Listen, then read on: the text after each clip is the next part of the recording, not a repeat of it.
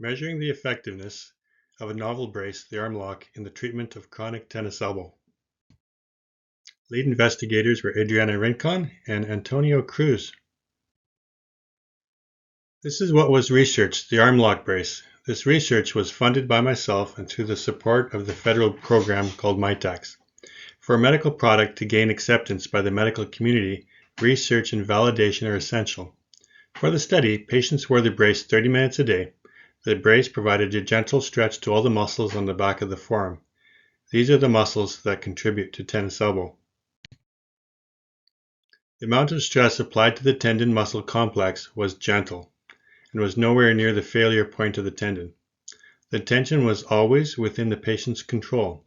Stretching slowly pulls out the crimp, which is the waviness of the collagen fibers within the tendon. When a patient first applies tension, they may say, "Ooh, Nelly, that's a bit of pull." But as the crimp is taken out of the tendon and as the actin-myosin bonds within the muscles release, the tension reduces, and within a few minutes, the ArmLock brace is relatively comfortable. In private practice, this is the stretch that I did, and I held it for a long time, and it really worked on my patients treating tennis elbow. For a patient to be eligible for the study, they had to have tight forearm muscles, which most people with tennis elbow have. The results of the study. By 6 weeks, pain and disability was both down by about 50%.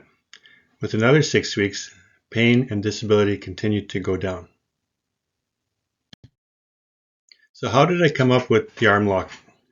Well, it was by accident. My wife had plantar fasciitis and I got her this sock. And this sock stretches out your calf and the plantar fascia, which really works on treating plantar fasciitis. So I was goofing around because I'm a bit of a goofy goober, and I put it on my arm, and that was my eureka moment. This is how I stretch my patients, right? So I converted the sock to a glove and a sleeve, and I added a stabilizing bar, and voila, the ArmLock brace was created. Tennis elbow is that pain on the outside of the elbow. It is most often attributed to repetitive activities.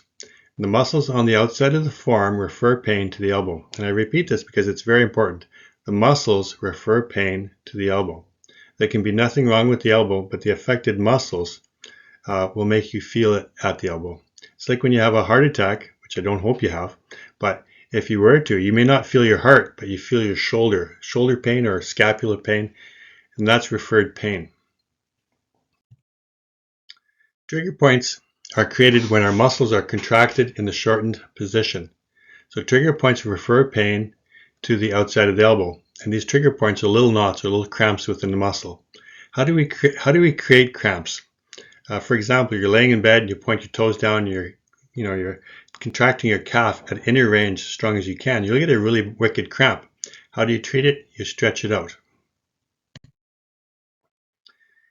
Clerical people have high prevalence of tennis elbow. Look at her wrist and her fingers. They're both extended, muscles contracting at inner range, and we do this for months and years. So the muscles get very tight and they do create these trigger points. You can see on this little video clip how this position stretches out those trigger points. And this is what the ArmLock does. In this video, we see how your finger extensors go to the lateral epicondyle, the outside elbow bone. So to treat tennis elbow, you have to treat your finger extensors. And also consider when you grip, it's not just your wrist flexors that squeeze, your wrist extensors also contract to stabilize your wrist. Note, if tennis elbow is more attributed to a muscle tear, a tendon tear at the elbow, after 6 weeks of rest, tension is very important to stimulate the tendon cells, the tenocytes, to produce collagen to make that tendon stronger, especially the tendon stronger in lines of force. Just as bones need compression to get bones stronger after a fracture, 6 weeks after a fracture, tendons need tension to get stronger as well. So for more information, look up armlock.ca. That's my website. Thank you.